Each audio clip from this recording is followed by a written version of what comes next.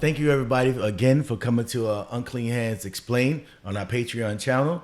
Here we're going to explain each episode or each chapter to you in more detail, but in a fun way. So I hope you guys like it and enjoy, and thank you again for your support. So here we are, Chapter 7, Trouble in the Waters, and damn, there's a lot happening in this episode. Yes, a lot of stuff that you've been setting up in the story is really starting to pay off now. All the things are starting to fall. And one of the first things I have to talk about is Loco getting his revenge on OG Mims for Jamal's murder. And just, that is some serious shit. The way they run him over, they back up over him. He's still alive when they get out of the car, and then coming back around to the dogs. That was some good foreshadowing. He sicks the dogs on him to tear him apart. He's still alive and has to shoot him, so he's a tough son of a bitch. But, you know, he can't survive all of that. But it is a really intense scene. Thank you, man. On that one, I just want to show the anger, the hatred they had for each other. You know, even though OG Mims was pretty much ambushed and assassinated, the point that he just wouldn't die, he still hated that dude. And to the end, he still was talking shit. I mean, he got ran over twice. Yeah. I mean, and that's what you're supposed to do. You hit him once. If you really want to get him, back up on him. Right. You know, but to send the dogs on him, the same dogs that Ricky saw, he's letting you know, it could have happened to Ricky too if he wanted to. Yes. Just ripped him apart. Yeah, and the artwork, the way the artwork is sort of contorted where like his arm seems to be disconnected, it's really a creepy, horrific kind of shot, and it evokes some horror movies there. So it just shows that this wasn't just, like you said, an assassination. It was he destroys him physically. And the thing was, I mean, I couldn't show more detail because, you know, it's on YouTube. Right. But I wanted to let you know that, his body really got destroyed. I mean, those dogs really did their job.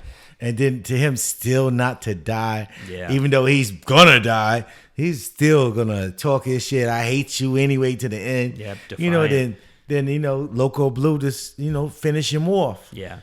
But, he's still, my favorite part was, he still let everybody know that Ricky told him. Yeah, says it out loud. Thank Ricky for the information. Yeah. So that everybody knows. Even if the guys weren't there who could stop it, they're going to learn real quick who was behind it. Mm-hmm. Truth or not, you're involved. Yeah. And no one's going to listen to you. Yeah, and once you put it out there publicly like that, they have to do something. It's just like somebody say you talking to the police. Right. They ain't even trying to listen to you explain that you wasn't doing it. You're already in.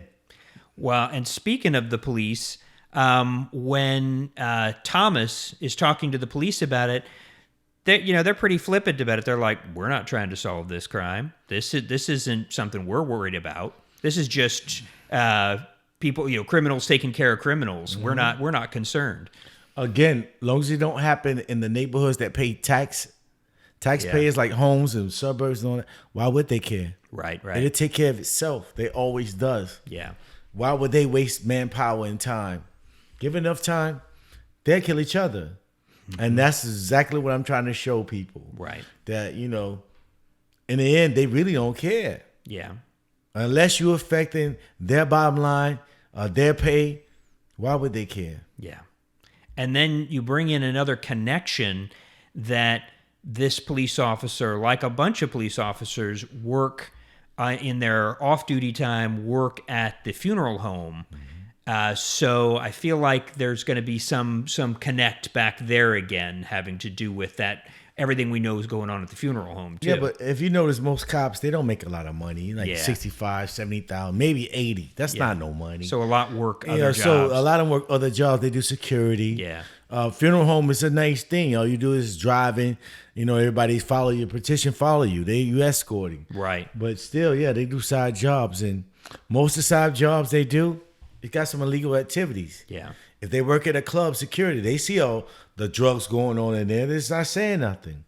Funeral home thing the same way. So only he picked one cop to be his dirty guy. Yeah. You know, which makes sense because you don't have a lot of people that can snitch on you. Yes. One guy to get rid of if something goes bad.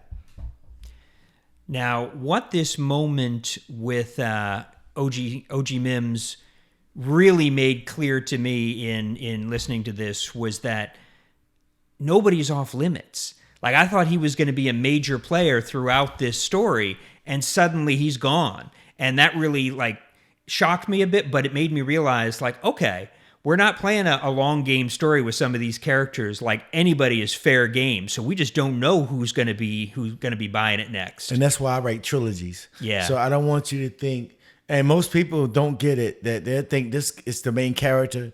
You're wrong. But if you sit there and read it and understand, you could probably pick it out who's actually the real guy who's was about a real person. But yeah, with OG Mims, I mean, it had to be realistic on it as well. There's no way if someone thought you killed their son, you're going to laugh that long. True. And plus a man with having that much power with a gang behind him, another guy telling you from his gang that he did it. Right. You got to handle that quick. Yeah. That's why you saw all the Crip guys meet up and they hang out or hide out. And that's when they say, okay, we got to go get this guy. Yeah. You know, it makes sense, perfectly sense to me. And of course, the danger of removing a leader that powerful is the vacuum that follows. And, how that can leave a hole in an organization, that the violence that can often come with that and trying to fill that hole. Yeah, somebody always going to fill the void. Right. You know? That's always going to happen. Yeah. I mean, maybe you got some young guys going to fight for a position. But right. Somebody's coming to get it. I mean, if it's money to be made, somebody's going to get that money. Mm-hmm. It's common sense. Yes. Well, and speaking of everybody is fair game, you kept talking about how Ricky is the comic relief, but what happens to Ricky isn't very comic here in this story. It's actually pretty terrifying, but very effective in terms of sending a message to everyone. This is what happens to a snitch. The fact that they barely talk to him and already they're cutting pieces off. Very important pieces. Well, the comic relief, I mean, it was in the earlier chapters, him and his girlfriend or baby mother arguing and all that. That happens. But far as him being a snitch, yeah, you got to take care of that. Yeah. I mean, Loco Blue literally told the whole neighborhood who told him the information and said thank you. Yeah. So even if he didn't do it, and you see how Ricky tried to explain his way out of it, yep. Those young guys weren't trying to hear that. Mm-mm. I mean, and why beat some guy up who can take an ass whooping, honestly? Mm-hmm. If he really want a man to tell you the truth, pull down his pants and put a knife to his dick. He's gonna tell you everything. Yeah. And Ricky tried to stick to his guns, but they were gonna kill him anyway. Yeah. And then, of course, the very important moment there is that they all have to shoot him to put blood on all their hands with it, so that everyone has been a part of this killing, so that everyone is responsible and involved. So, no one can get cold feet about it later and go in and sing to somebody and, give away information. They're involved too. That's why I always try to tie into the title of the book. Type of the No One Has an Unclean Hand. Yes. And it's another way to eliminate the snitching as well. There was a lot of guys there. Everybody shoot. Everybody goes to jail. We all shot this guy. Who are you snitching on, yourself? Yeah. So other than that, I just want to make an example that sometimes you have to do that. If you're not doing it by yourself, everybody need to be involved. I'm not trying to make criminals, but that's just logic to me. Yeah. Well, and then to send the point home, they leave the body outside of his girlfriend or fiance's door. Right? They leave her near the restaurant out by the dumpster. Mm-hmm. And she's the one who finds it. And that's where this episode ends.